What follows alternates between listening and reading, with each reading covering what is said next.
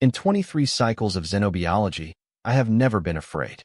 Not of the Carthel war beast, whose armored limbs tore through plating designed to survive meteor impacts like it was tearing paper. Not of the Virex spore colony that consumed an entire forest in less than 3 planetary rotations and left behind nothing. Not a root, not a trace, not even the memory of what had stood there. Not of the Dralith swarm, whose mating cycles I studied against every recommendation my peers could throw at me, an experience I have chosen, deliberately and permanently, to stop discussing. Not once. In 23 cycles, not once did I feel the particular cold that settles into your secondary neural cluster when something is wrong in a way you cannot immediately name. Until I met a human. And the terrifying part, the part that keeps cycling through my logs at 3 in the morning ship time, is that he never threatened me once. My designation is Threxel 9, Senior Xenobiologist of the Outer Spiral Research Coalition. I have cataloged organisms that thrive in oceans of liquid ammonia, where temperatures drop low enough to crystallize most known proteins. I have observed aerial predators on high-gravity gas giants whose wingspans stretch wider than transport vessels, their bones reinforced by natural alloys stronger than forged steel. I have dissected parasitic entities capable of rewriting the neural pathways of their hosts, turning entire ecosystems into extensions of their will. Danger, in all its forms, has long since ceased to impress me. I have stood within meters of a Carthel war beast mid-rage. I have watched the Virex consume and consume and consume until the soil itself was sterile. I have even cataloged creatures whose primary method of survival was making everything around them question whether survival was worth attempting. There are, in this galaxy, countless ways to die, and I have spent my life understanding every single one of them. It is a matter of professional pride that I do not startle easily. My species evolved on a world where predation was constant, where survival required not only intelligence but composure. Panic is inefficient. Fear clouds judgment. Both are liabilities I spent decades methodically removing from my behavioral profile. So when I tell you that a single human made me feel something adjacent to dread, not fear, I would not classify it as fear, but something that lived in the same neighborhood and borrowed its furniture. I want you to understand the weight of that admission. 3 rotations ago, our vessel received clearance to initiate first contact observation with a developing species from a mid-tier spiral system. The planet was designated Sol 3 in our records, though its inhabitants had their own name for it. Earth. We had been monitoring it for some time, and at first, it appeared entirely unremarkable. Standard oxygen-nitrogen atmosphere, stable orbit within its star's habitable zone, liquid water covering approximately 71% of its surface. By all preliminary metrics, it should have produced a moderately adaptive, moderately intelligent species, the kind that followed the predictable trajectory we had documented hundreds of times before. Instead, it produced them. Humans. Even before direct contact, the data had been troubling. Their technological progression did not align with established models. Where most species require several hundred cycles to transition from primitive radio communication to faster-than-light capability, humans compressed that timeline to a fraction, not linearly, not gradually, but in explosive bursts of advancement that made our forecasting models essentially useless. Every time we thought we understood the curve, it broke. We flagged it immediately. Irregular development curves are rarely a positive indicator. Still, anomalies are the foundation of scientific discovery, and when the opportunity arose to join the observational delegation, I volunteered without a moment's hesitation. A new species, especially one that so aggressively defied known patterns, represented a wealth of research potential. Entire archives of knowledge, waiting to be built from a single successful study. I anticipated challenges, of course. Cultural barriers, communication difficulties, perhaps mild hostility. Such complications are standard in early-stage contact scenarios. What I did not anticipate was unease, not fear. I would not classify it as fear, but something persistent, something that whispered, quietly and insistently, that the data I had collected was incomplete in a way that mattered very much. The human designated as our point of contact arrived aboard our vessel 6 cycles ago. He introduced himself by extending one of his upper limbs toward me, palm open, fingers loosely curled, exposing the inner surface of his hand. My translator identified it as a greeting ritual. Then he pulled back the edges of his face to expose the outer surface of his teeth in what the same translator called a smile. At the time, I recorded both behaviors as non-threatening social signals. In retrospect, that assessment was what my species would call embarrassingly premature. I have encountered countless predators across my career. Each one, regardless of its form, shares certain universal indicators: subtle shifts in posture, minute adjustments in gaze, an underlying tension that exists in the body before the mind has finished deciding. These signals are as reliable as gravity, embedded deep within the evolutionary fabric of every hunting organism I have ever studied. Humans do not display them in the expected manner. They are relaxed when they should be alert, calm when they should be cautious, and most concerning of all, they smile. I did not understand the significance of that yet. I believed I was observing a diplomat, a representative of a young species, eager to take its place in the greater galactic community. I believed I was the one in control of this interaction. That assumption lasted approximately 12 minutes. It would prove to be the first of many critical errors. His name, he told me, was Jack Sullivan. He said it while his hand was still extended toward me, waiting, patient, as though he had all the time available in the galaxy and had chosen to spend it here, with me, in this moment. I hesitated for approximately half a second before reciprocating. His grip was firm, not aggressive, not submissive, controlled. The kind of measured pressure that comes from someone who is very aware of exactly how much force they are applying. He released and stepped back, and the smile remained. "You're Threxel, right?" he said. "Yes," I replied. "Senior xenobiologist, Outer Spiral Research Coalition." "Nice to meet you, Document." "Document." My translator flagged it immediately, a colloquial abbreviation typically used to refer to individuals in scientific or medical roles. Informal, casual, the kind of designation someone uses when they have already decided the relationship is going to be familiar, regardless of whether you have agreed to that. "You may address me by my full designation," I said. "Yeah," he nodded. "But Doc is easier." I considered correcting him further. I did not. "Very well," I said.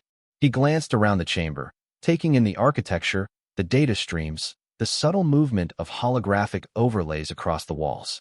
Most first-contact subjects display predictable behavior upon entering a coalition vessel for the first time. They hesitate. They observe carefully. They exhibit signs of sensory overload as their minds attempt to process architecture and technology that has no equivalent in their experience. Jack Sullivan did none of those things. He walked forward.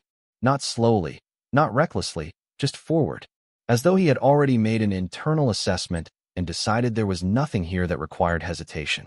"You've got a nice setup," he said, gesturing vaguely at the surrounding systems. "This vessel is optimized for research efficiency," I replied. "All systems are calibrated to." "Yeah, I figured," he said, gently interrupting, not aggressively. "Clean, organized, everything in its place." He stopped near one of the central consoles and leaned slightly to examine the interface. "Feels controlled." "That is intentional," I said. "Must be nice." I paused at that. "Your own vessels do not operate under similar parameters." "Oh, they do," he said. "But there's always variables. Things go wrong. Systems fail. Something unexpected shows up, and suddenly your nice, clean plan doesn't matter anymore. That is why redundancy protocols exist," I said. "Sure," he nodded. "And when redundancy fails?" I did not answer immediately. He glanced back at me. "That happens, right?" he asked. "On rare occasions." He smiled slightly. "Not that rare." There was no accusation in his tone, no challenge, just certainty, the kind that comes from experience rather than argument. "You speak from experience," I observed. "Everyone where I'm from does." I studied him more closely then. His posture remained relaxed, but there was something beneath the relaxation, a subtle quality in the way his weight was distributed, the way his feet were placed. Not defensive, not aggressive, balanced. The way something is balanced when it is always ready to move, even when it has chosen to be still. "You were selected as a diplomatic envoy," I said. "That implies a specialization in communication and negotiation." "Yeah," he said. "That's the job." "And prior to this role?" He shrugged. "Bit of this, bit of that." "That is not a precise answer." "Nope." I waited. He did not elaborate. This was unusual. Most individuals in his position provide structured summaries of their qualifications during first contact.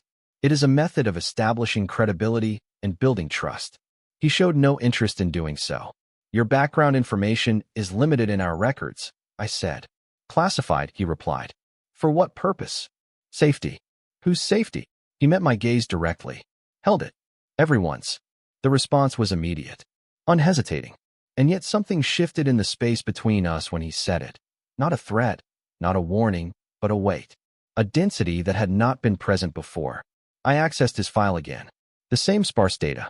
The same incomplete profile. Diplomat. Representative. Human. Nothing in the record explained the sensation that my instincts, the instincts I had spent decades training into irrelevance, were now attempting to categorize. You are not what I expected, I said.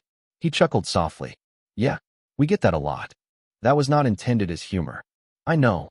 A silence settled between us. Not uncomfortable. Not strained. Just present. The way silence is when two entities are taking each other's measure and neither has finished yet. He broke it first. So, he said, looking around again. Where do we start? Start. The tour, he said.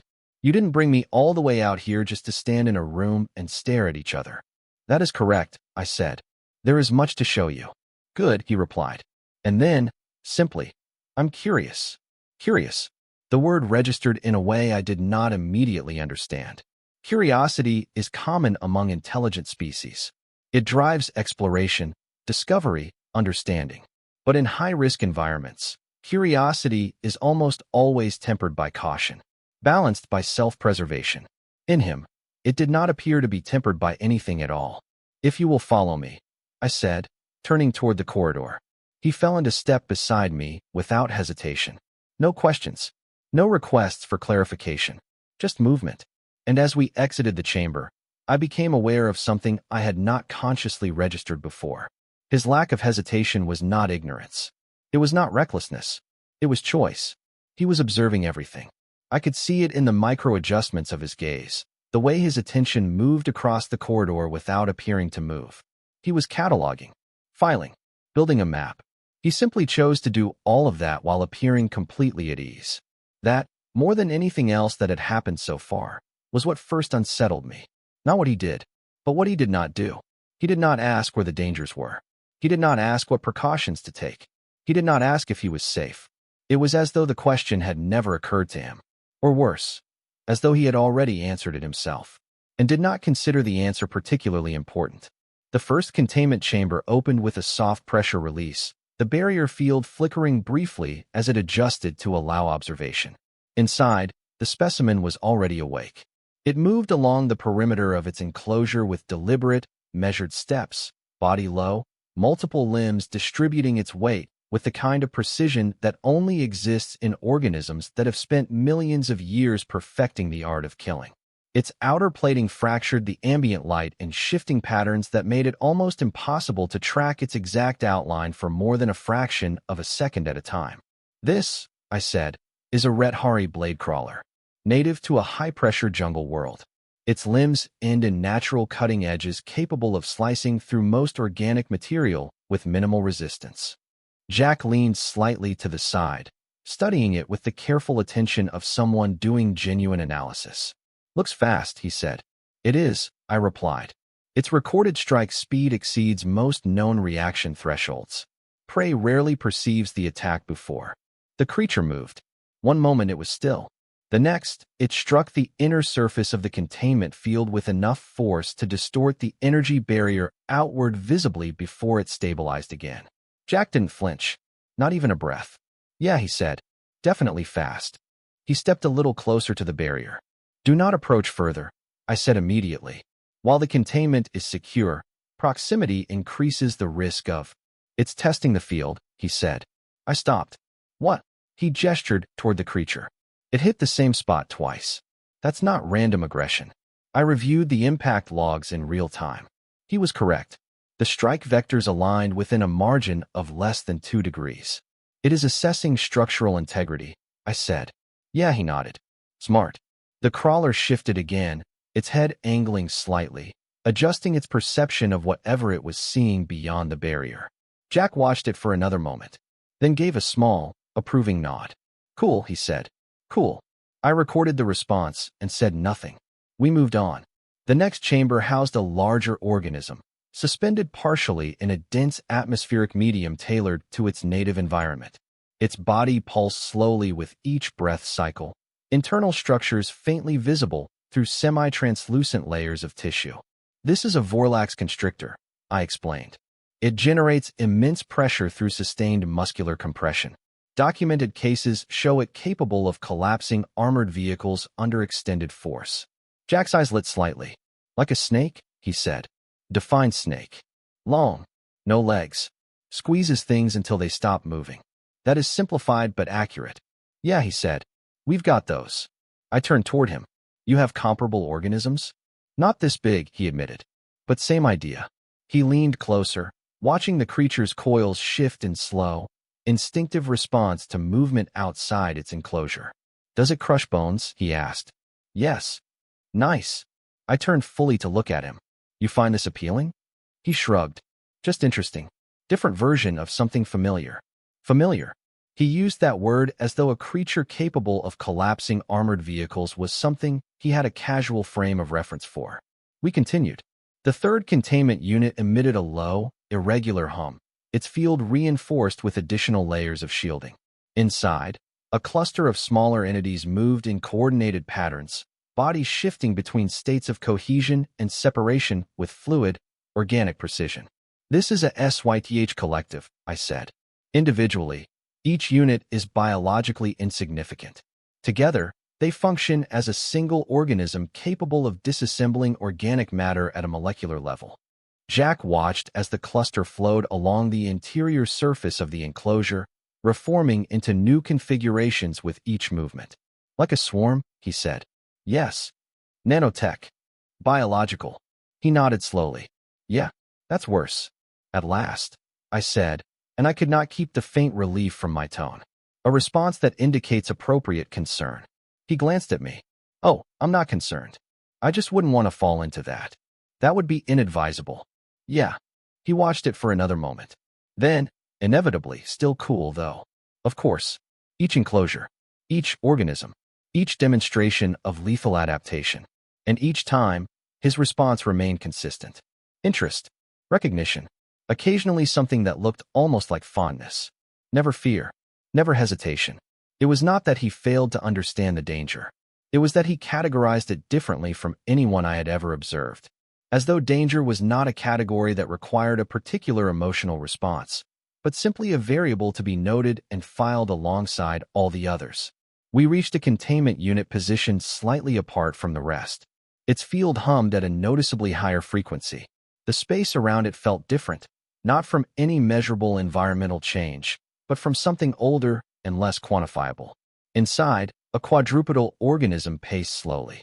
Its body was covered in layered plating, each segment overlapping the next in a configuration that had taken millions of years to perfect. Its head was held low. Its eyes tracked movement beyond the barrier with an attention that felt less like observation and more like ownership. This, I said carefully, is a Draxian pursuit predator. It does not use ambush. It does not wait. It selects a target, and then it follows. Documented endurance data suggests it can maintain pursuit locomotion for periods that exceed the physical limits of most known prey species. It simply runs until you cannot run anymore. Jack went still, not tense, not alarmed, just fully, absolutely attentive, like something inside him had shifted registers. Huh, he said quietly. The creature inside the enclosure stopped pacing. Its gaze found him. That one's different, Jack said. Yes, I said. Once it selects a target, it does not disengage. Jack stepped a fraction closer.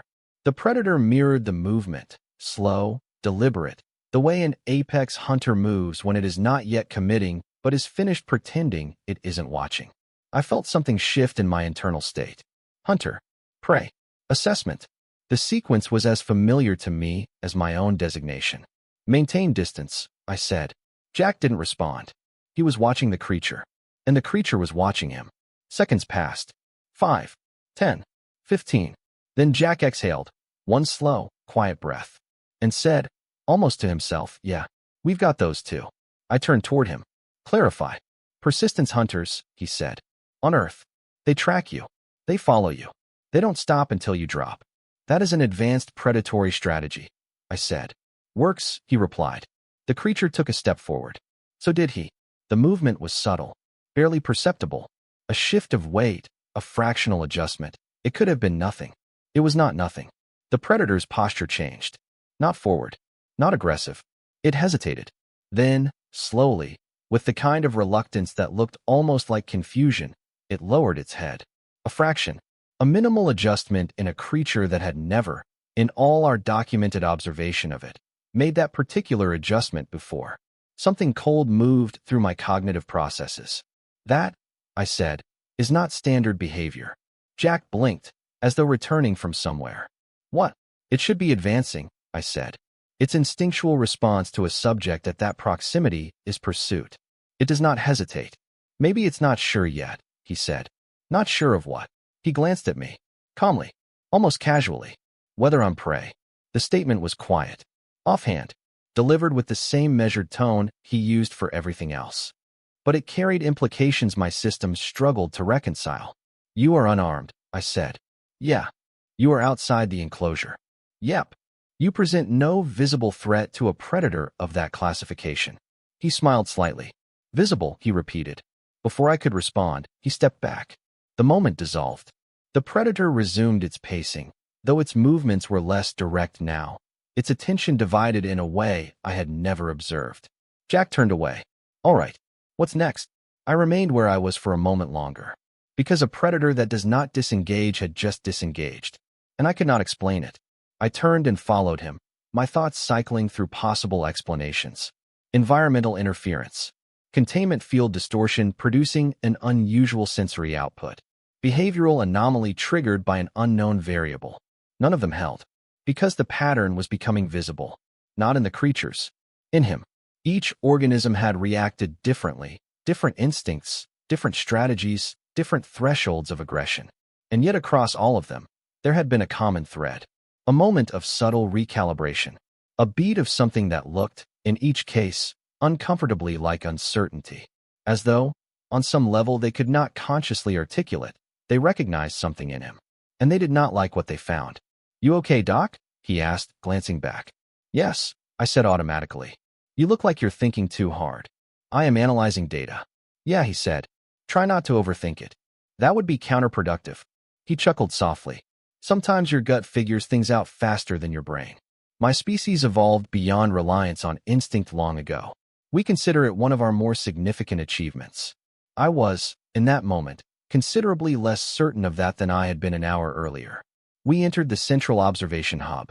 At the center of the room, a holographic projection of Earth rotated slowly in the air, layered with informational overlays, atmospheric composition, gravitational metrics, biodiversity density, environmental volatility indices. It was, from a purely analytical standpoint, a striking amount of red flagging for a single inhabited world. Jack walked toward it without being prompted. He stopped just short of the projection, hands at his sides, and looked at it the way you look at something you have missed. Yeah, he said quietly. That's home. I let him have a moment.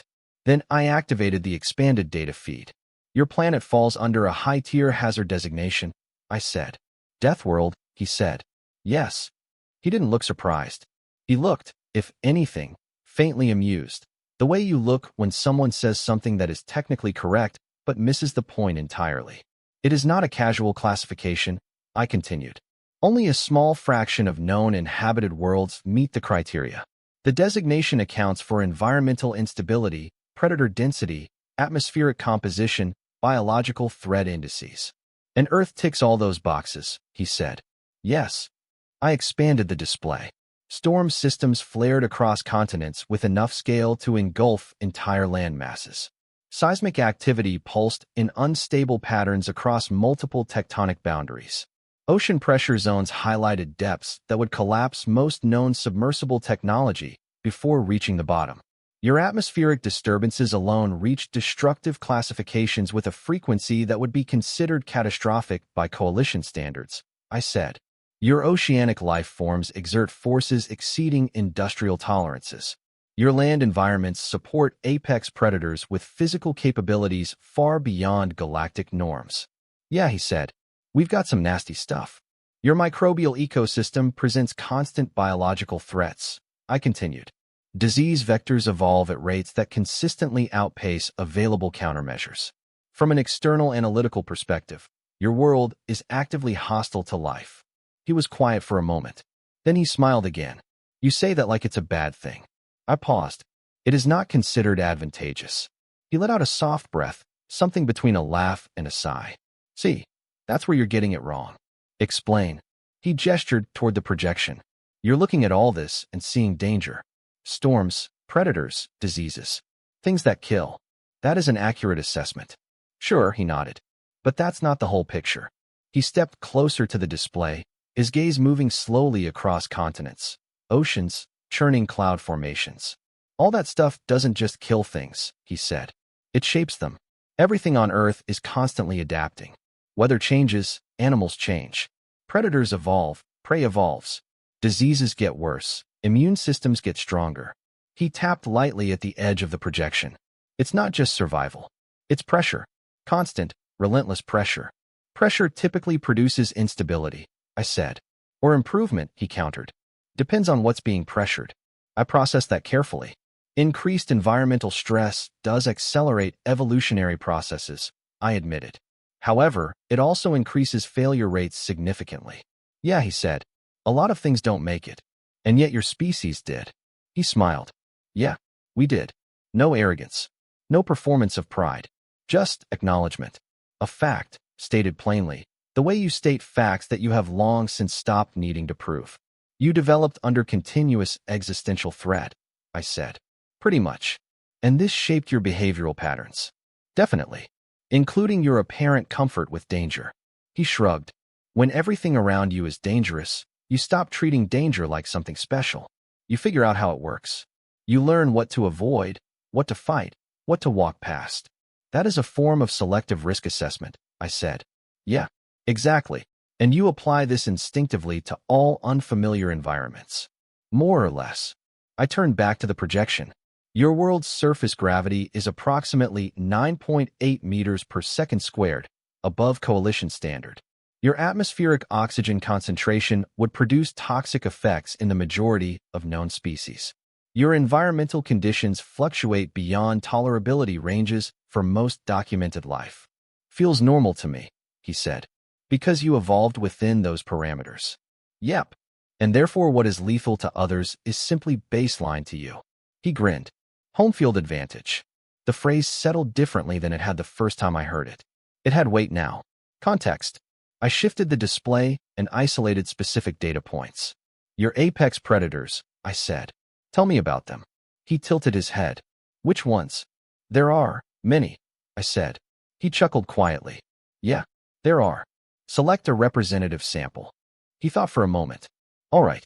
Bears, massive, physically powerful enough to dismantle most barriers, highly territorial. Crocodiles, heavily armored, ambush predators with one of the strongest bite forces ever documented on the planet, capable of remaining motionless for extended periods before striking. Big cats, speed, stealth, precision. Built to kill efficiently. He paused. And then there are hippos. I processed the translation. Clarify. They look harmless, he said. Large, semi-aquatic, slow in appearance, generally non-aggressive in casual observation. That does not sound threatening. They kill more humans annually than most other large predators on the continent, he said. I paused. That is contradictory. Yeah, he said. Welcome to Earth. A species that presents as non-threatening but exhibits high lethality. Exactly. And we coexist with them. Regularly. Yep. How? He shrugged. Carefully. And yet nothing about his behavior suggested careful. Nothing about his behavior in the containment wing, standing within reach of creatures that had redefined the upper limits of predatory capacity, suggested anything approaching the definition of careful that I used. You also engage in voluntary exposure to high-risk environments, I said. Not out of necessity. For recreation. Sometimes, he admitted. For what purpose? He smiled. Fun. I let that sit for a moment. You deliberately place yourselves in dangerous situations for enjoyment. Pretty much. That is, by any rational survival model, illogical. Depends on how you look at it. I am looking at it from a survival perspective. Yeah, he said. We look at it from a living perspective. I paused. Those are not mutually exclusive concepts. On Earth, he said, they kind of are. I turned fully toward him. Explain. If you spend your whole life avoiding risk, he said, you don't really live. You just exist. And most of us, we don't want to just exist. I studied him. A species shaped by continuous threat. A species that normalized danger. A species that sought it out voluntarily, even recreationally, even when there was no survival imperative driving them toward it. It was beginning to cohere. Not completely, but enough. You are not merely adapted to your environment, I said slowly. No, he agreed. You are a product of it. Entirely and fundamentally shaped by it. Yeah. I looked back at the projection of Earth. At the storms, the oceans, the seismic networks, the biological density of a world that should, by every reasonable model, have constrained life rather than accelerated it. Instead, it had done the opposite. It had built something. And at the center of everything it had built, humans. You refer to your world as home, I said. Of course. Despite its classification. He looked at me. And this time the smile was something quieter. Something that felt less like a social performance and more like honesty. Because of it, he corrected. I felt a recalibration occur somewhere in my internal processing. A shift that I did not initiate and could not entirely explain. Because I was beginning to understand the flaw. It was not in their world. It was in our interpretation of it. We had classified Earth as a death world, a place defined by its capacity to kill. But that was only half the equation. Because a world capable of killing everything also forced everything that remained to become something more. More resilient. More adaptable. More dangerous in ways that did not appear on standard threat indices. We had measured the environment. We had failed to fully measure what it produced. I was still processing that when the ship screamed. The alarm began as a low vibration, barely perceptible, a subtle shift in the ambient frequency of the vessel's systems. Then it escalated. Sharp. Piercing. A pulsing signal that cut through every controlled, calibrated element of the ship and replaced it with something that felt far less stable. The lighting shifted instantly. Soft bioluminescent panels replaced by intermittent red flashes that painted the chamber in harsh, disorienting intervals. Jack didn't flinch. I did. All personnel, the command frequency crackled. Containment breach detected in Sector 7. Repeat, containment breach in Sector 7. Security teams respond immediately. My internal systems surged. Sector 7. Of all possible locations. Of all possible failures. Sector 7. Which one is that? Jack asked. Our highest risk specimens, I said, already pulling internal schematics and calculating response distances. How high risk? I looked at him directly. Extinction level. There was no exaggeration in that statement. Within coalition classification, certain organisms exist outside standard threat scales. They do not simply kill. They dominate ecosystems to the point of collapse. They are the reason Sector 7 was built separately, shielded separately, monitored around the clock separately. The ship shuddered. Not violently, but enough. A deep, resonant impact that traveled through the deck, plating, and into my skeletal structure. Something had struck the internal bulkheads. Hard. Security response time? Jack asked. His voice was even. Unhurried. Insufficient, I said. They will not reach it before it reaches us. Another impact. Closer. We need to move toward evacuation, I said. Now. Jack didn't move. I turned. He was looking down the corridor. Toward Sector 7. Toward the sound. How many crew members are between here and that thing? He asked. Approximately 40, I said. All trained. All armed. A brief silence. Then the weapons discharge. Distorted. Frantic. Then silence again. Short. Incomplete. And then the screaming. Jack exhaled slowly. One quiet breath. And said no. Just that. We have to go, I said. They can't handle it, he said. Not as a question. Before I could respond, he was moving. Toward it. Stop, I said sharply. That is not a viable course of action. You are unarmed. You have no protective equipment. You have no. He didn't stop. I followed. Not because it was logical. Not because any calculation I ran produced a favorable outcome. But because every model I attempted ended the same way. If he continued alone, The variables became unacceptable. We moved through the corridor at speed. The red emergency lighting stuttered across the walls. The air felt different now, charged, unstable, carrying the smell of ionized metal and something biological that I did not want to identify too precisely. We turned the final corner, and I understood, in a single moment of absolute clarity, exactly why Sector 7 existed. The corridor was gone. Not damaged, gone. The structural integrity of 3 consecutive bulkhead sections had been compromised, the reinforced alloy peeled back in ways that should have required industrial equipment. Bodies of security personnel were scattered across the floor, some intact, some not. Weapons lay where they had fallen, some still sparking, all silent. At the far end of what remained of the corridor, it stood. I had read the file. I had reviewed the containment documentation. I had seen the classification markers and understood, intellectually, what they represented. Nothing in the file had conveyed this. It was nearly 4 meters in height, supported by multiple limbs that ended in curved, blade-like structures.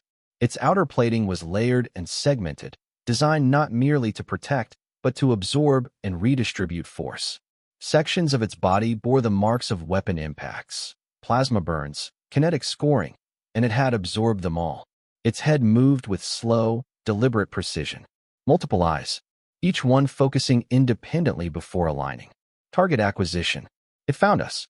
I felt every instinct I had spent decades suppressing come back online simultaneously. "Jack," I said.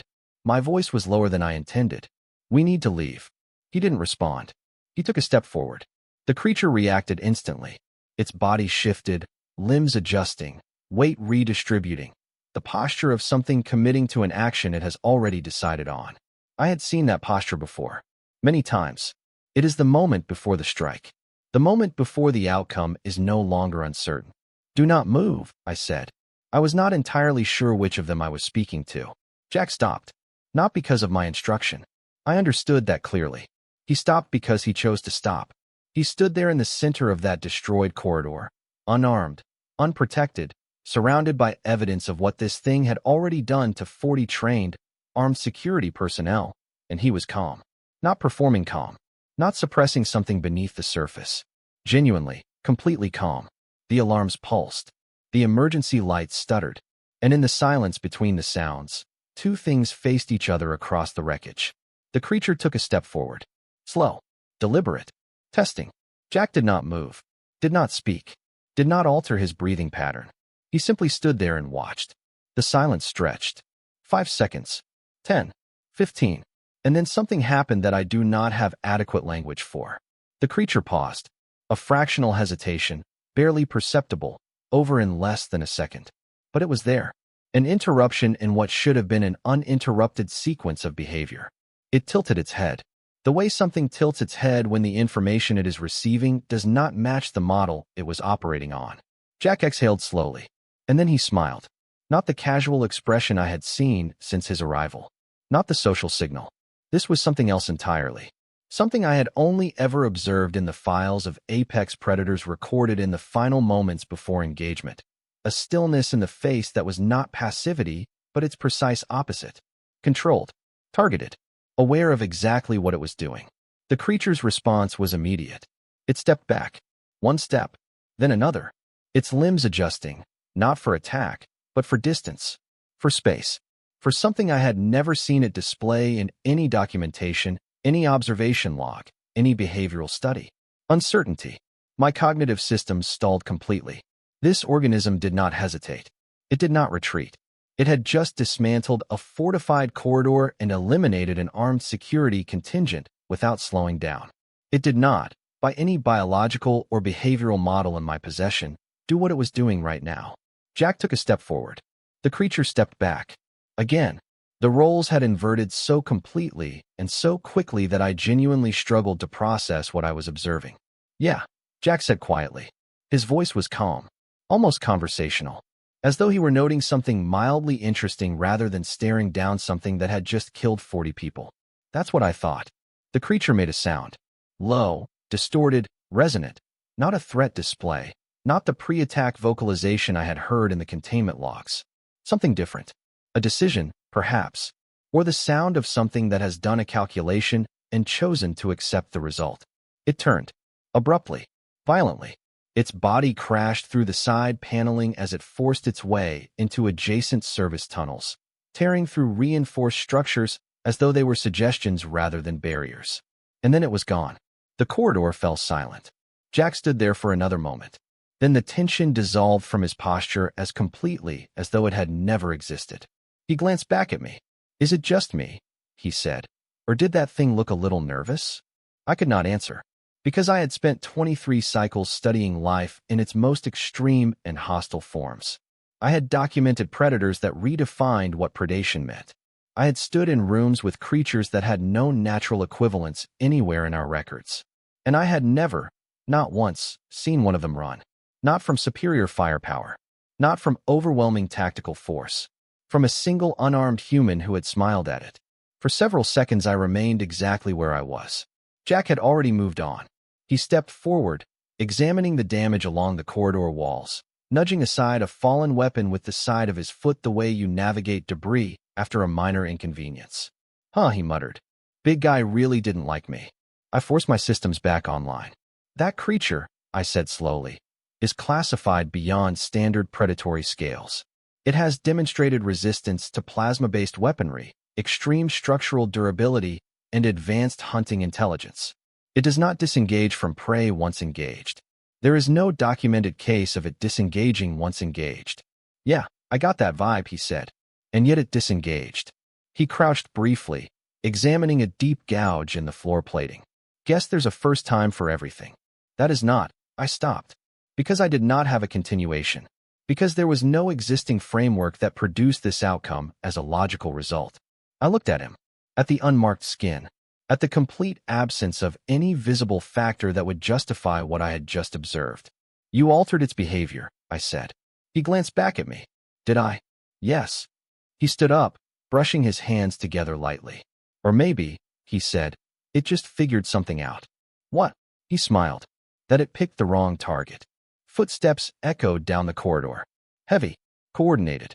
Security teams arrived in formation, armored, armed, scanning for threats that were no longer present. Their attention moved between the destruction and the two of us standing in the middle of it. Captain Rava emerged at the front of the unit. Her gaze locked onto me first, then shifted to Jack. "Report," she demanded. "The containment breach." "Resolved," Jack said. She turned toward him.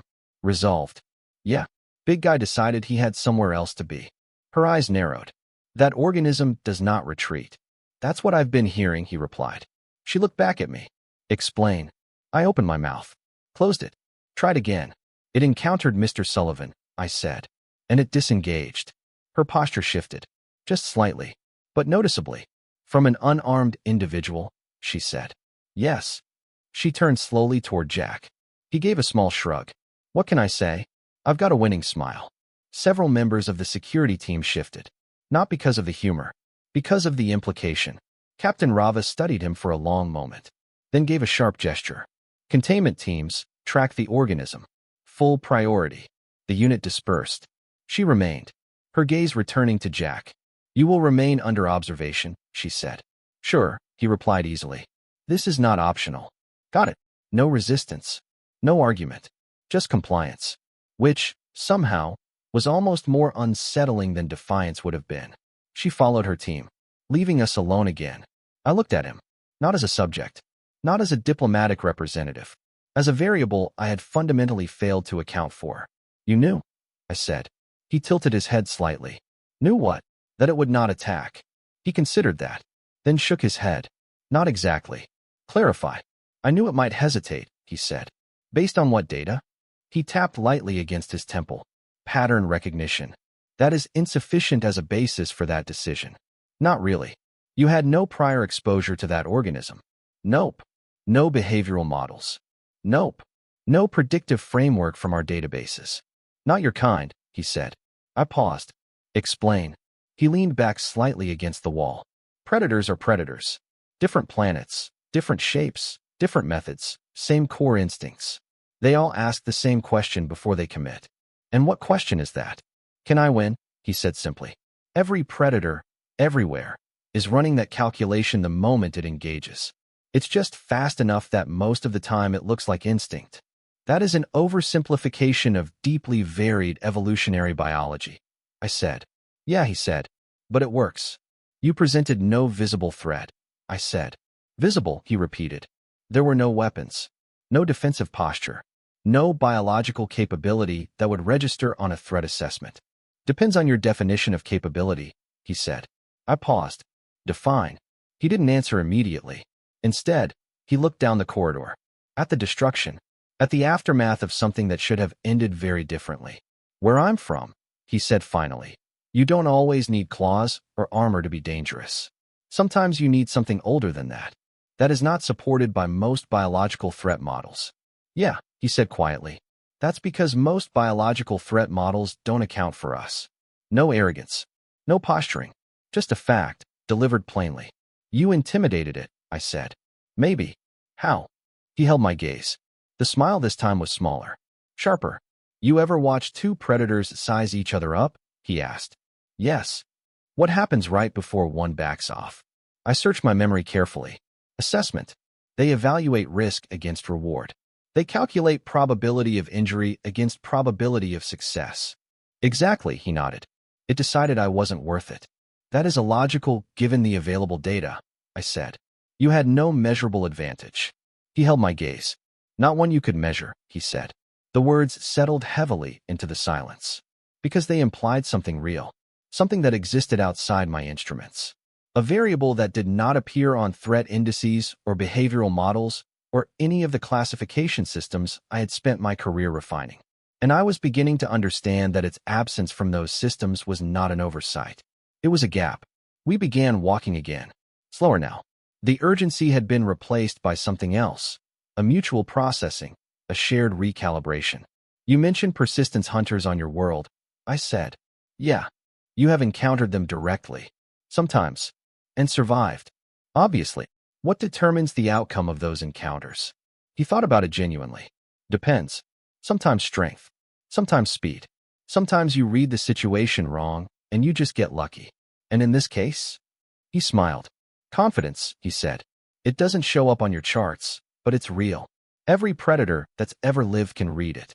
They might not have a word for it, but they know what it feels like to look at something and realize, this one might cost more than it's worth. I did not respond, because my charts were, increasingly, becoming less useful, and I was not accustomed to that feeling. We reached the observation junction. He stopped. So, he said, glancing back at me. That was fun. I looked at the corridor behind us, at the evidence of something that defied every model I had ever constructed, and then at him, at the calm, the ease, the complete, unperformed, absolute absence of anything resembling concern. Yes, I said. It was. The breach should have been the end of it. By all operational logic, the threat had been neutralized, security teams were in pursuit, and the vessel's systems were reallocating to repair. Normalcy, or something close enough to borrow the name, should have followed. It did not. Because less than 4 minutes later, the ship was attacked. The first impact was nothing like the breach. This was not internal, not localized, not contained. This was external and massive. A force that struck the vessel's shielding with enough intensity to ripple simultaneously through every deck, every corridor, every system aboard. The entire structure groaned. All hands to battle stations. Captain Rava's voice cut across every channel. We are under external assault. Repeat, this is not a drill. Jack was already moving. Not toward cover. Not toward evacuation routes. Toward the observation deck. I followed. Again. Not because it was the safe decision, it categorically was not, but because at this point, whatever calculation Jack was running seemed to have a better track record than mine. We reached the observation deck as the external display expanded across the viewport. 3 vessels. Sleek. Angular. Their hull configurations were not built for endurance or research or transport. They were built for a single purpose, aggression. Weapon arrays positioned forward, engines optimized for rapid engagement and rapid withdrawal. Krell Raiders, I said. Jack squinted slightly. Pirates. Yes. Of course, he muttered. Another impact struck the shields. This one stronger. The display flickered as the compensation system strained. They will disable propulsion before attempting to board, I said. It is standard Krell engagement protocol. Can you stop them? He asked. This is a research vessel, I said. Our defensive capabilities are not designed for sustained engagement. How long can you hold? At current impact frequency and shield degradation rate, approximately 8 to 11 minutes before critical failure. He nodded once, reached into his clothing, and produced a small communication device. Compact. Unremarkable. He activated it. Sullivan to Earth Command. Priority Alpha. I need immediate response at my current coordinates. The line crackled. Then, clear and controlled, a voice responded. Copy that, Ambassador. Signal confirmed. Estimated arrival, 3 minutes. Jack looked at the display, then at me. Can you hold 3 minutes? He asked. Another impact. The shields flared visibly now, energy dispersing in cascading waves across the exterior hull imaging. Unlikely, I said. Try anyway, he said. It was not a request. I relayed the information to Captain Rava. Her response came immediately, layered with something I had not previously heard from her. Skepticism. 3 minutes, she repeated. Yes. A pause. All power to shields, she ordered. Divert non-essential systems. Maintain evasive pattern. The ship shifted, not aggressively, but enough to alter its trajectory and force the Krell vessels to recalculate their targeting solutions continuously. It bought time. Not much, but some.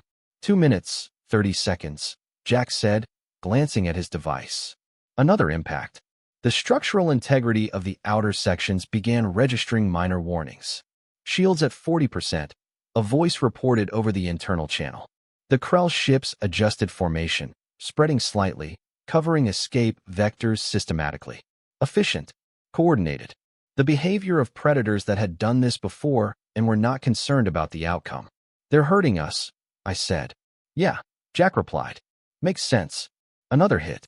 The lights dimmed momentarily. Shields at 25%. 2 minutes, Jack said. The Krell weapons ports glowed brighter, energy building toward a concentrated volley. They are preparing an overwhelmed strike, I said.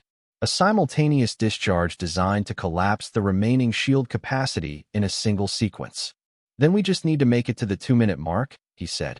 The shield will not. Then we make it as close as we can. Another impact. The ship shuddered violently this time. Structural warnings multiplied across every display. Shields at 15%. 90 seconds, Jack said. I ran the calculations. Hull breach probability at current degradation rate, 67% before the 2-minute mark.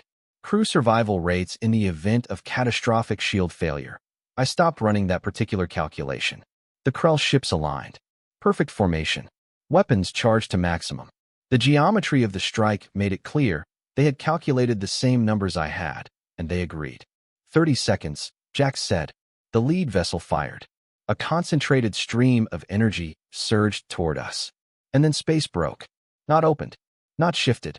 Broke. A fracture tore outward in a controlled, violent expansion that displaced the surrounding vacuum like a physical force, like something so large and moving so fast that the space it occupied simply had to give way. And through that fracture came something I had no reference for. A ship. Human. There was no mistaking the design. Where coalition vessels favored elegance, smooth lines, integrated systems, forms that reflected the idea that advanced civilization should also be aesthetically refined. This was something different. This was deliberate in a way that had nothing to do with aesthetics. Angular plating layered over reinforced structural frames. Weapon systems embedded across its surface in configurations that prioritized total coverage over visual coherence. It did not glide into position. It arrived. The way something arrives when it owns the space it is entering and considers the question of permission irrelevant. The Krell ships reacted instantly. Formation breaking. Vectors diverging. Attempting to scatter. Too late. The human vessel did not signal. Did not transmit a warning. Did not take the time that most civilizations, at this moment, would have taken to establish intent. It fired. Kinetic systems. Not energy-based. Solid projectiles accelerated to velocities that it succeeded for approximately 2 seconds. Then it joined the first. The third fired back. Its weapons struck the human ship's shields and dispersed, the way a wave disperses against something that was never going to move. The final Krell vessel attempted retreat. Maximum thrust. Full power. Every system diverted to distance. It covered less than 3 kilometers. From first engagement to final contact, 11 seconds. 11 seconds. The debris field expanded slowly in the silence that followed. The human ship moved into position beside us, its massive structure casting a shadow across the external display. It did not broadcast superiority. It did not make any statement at all. It simply held position, the way something holds position when it has done what it came to do and is prepared to do it again if necessary. Jack exhaled. Right on time, he said. A communication channel opened. This is Captain Elena Vasquez of the human vessel Relentless. Ambassador Sullivan, report status. All good, Captain, Jack said. Couple of scratches, but nothing serious. Understood. We will maintain escort until you return to secure space. Appreciate it. A brief pause. An ambassador? Yeah. Next time, try not to start a war before lunch. Jack grinned. No promises. The channel closed. I stared at the debris field where 3 armed, coordinated attack vessels had existed 11 seconds ago. Then at the human ship. Then at him. You have more of those, I said. He followed my gaze. Yeah, a few. A few, I repeated. He nodded. Enough. I processed that. You responded to a distress signal in under 3 minutes, I said. Yep. You deployed a vessel capable of eliminating 3 hostile ships in 11 seconds. Yep. Without hesitation. He looked at me. Of course. Why? The question left me before I fully decided to ask it. He didn't hesitate. Because you were in trouble, he said. That was the entire answer. No strategic calculation. No enumeration of political benefit. No analysis of resource expenditure versus expected return. Just, you were in trouble. So we came. I looked back at the human ship, at the weapons that had just demonstrated, efficiently and without ceremony, what they were capable of, at the name across its hull, Relentless, and then at him, heard the boundary between matter and applied force. The first Krell ship did not explode. It ceased to exist. One moment it was present in the data, drive signature, weapons output, crew reading, and the next, those readings were simply gone. The second attempted evasive maneuvers. A hard burn, full thrust, changing vector aggressively. At the same calm expression, the same quiet confidence, the same smile that had first made me categorize him as a non-threatening social diplomat. And I finally, fully understood what the creature in the corridor had seen. Not a diplomat, not a representative, a signal. If a single human could do that, could stand down an extinction-level predator with nothing but presence and walk away from it unchanged, then what happened when they came as a group? What happened when they came as a fleet? The journey back to Earth took 3 of their days. In that time, I attempted to organize my thoughts into something coherent enough to be called a conclusion. I failed. Not from lack of data. There was more than enough data. But every analytical framework I attempted to apply to it produced results that broke the framework rather than explaining the data. The human vessel maintained position beside us for the entire journey. Relentless. The name seemed more accurate with every hour that passed. It moved with controlled patience, constant, present, its systems quiet but unmistakably active. It did not need to demonstrate its capabilities again. The absence of action was its own kind of statement.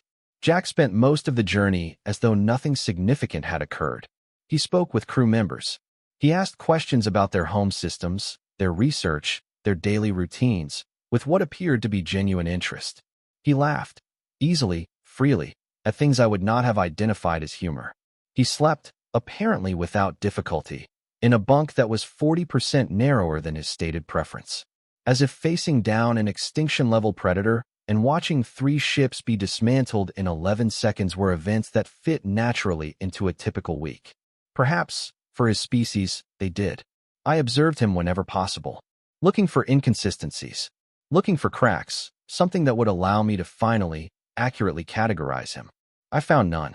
When we finally reached Earth and descended through the atmosphere, a process that involved friction, pressure, turbulence, and an extended period during which I became very aware of every structural tolerance rating on the vessel, the planet revealed itself.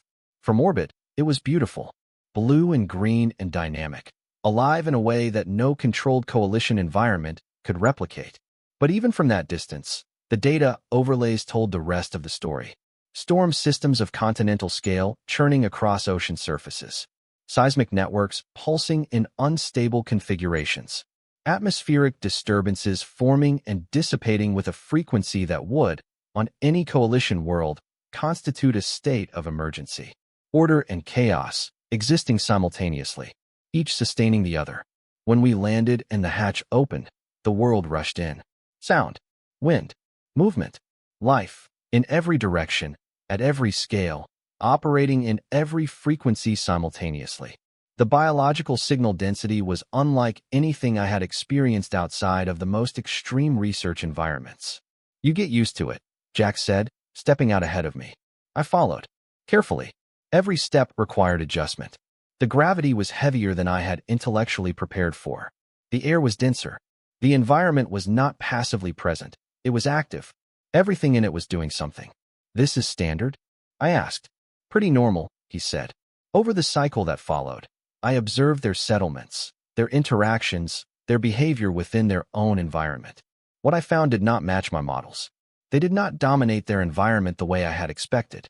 They adapted to it, worked alongside it, endured it when it turned against them. And when it became necessary, they fought it. They fought the weather. They fought the biology. They fought each other, sometimes, though never without eventually rebuilding what they had damaged. And through all of it, they operated on the same underlying principle. They did not seek to eliminate danger. They learned to live inside it. I spent the remaining time composing my report. Not formally, not yet, but structuring the conclusions in a way that might survive contact with the Council's existing frameworks. It was difficult, because the truth did not fit neatly into existing classifications. Humanity is dangerous. That was the simplest statement, and it was accurate. They evolved under conditions that apply continuous, existential pressure. They developed resilience, adaptability, and a relationship with risk that exists outside any scale we have previously used to measure it. They are capable of extreme, precise, overwhelmingly efficient violence. I had seen it. I had stood 3 meters from the evidence of it. But that was only half the truth. The other half was harder to quantify. They choose. They do not apply force indiscriminately. They aim it. They decide when to use it, and, far more significantly, when not to. The creature in the corridor had not fled from strength. It had fled from something it recognized that my instruments could not measure. And the relentless had not fired until there was a reason to fire, and had stopped precisely when the reason was resolved. That is not the behavior of something dangerous. That is the behavior of something that has mastered its own danger. And the difference between those two things is the most important distinction I have encountered in 23 cycles of study. When I transmitted my preliminary findings to the Council, I did not recommend caution. I recommended reevaluation. Earth is not simply a death world. That classification is technically accurate and functionally incomplete. It describes the environment. It does not describe what the environment produced, and it does not begin to account for what that thing has become. I stood beside Jack on the coastline on the 3rd day. The ocean moved against the shore with a constant, patient force, the kind of force that erodes continents if given enough time. The horizon where water met sky was sharp and infinite at once. The wind carried biological complexity that overwhelmed my sensory systems if I concentrated on it too fully. Beautiful, isn't it? He said. Yes, I replied. It is. He was quiet for a moment. And dangerous, I added. He smiled. The real one, not the social signal, not the predatory stillness I had seen in the corridor. The one that sat somewhere between affection and acceptance. Yeah, he said. That too. How do you reconcile those two things? I asked. He thought about it genuinely. Looked out at the water for a long moment. We don't, he said. We just call it home. Home. Not a place of safety. A place of belonging. A distinction that, I realized, I had never previously considered significant. I finalized my report that evening. There was only one conclusion that the data supported without requiring me to ignore any of it. Earth will retain its classification. That is not in question. But an addendum is required.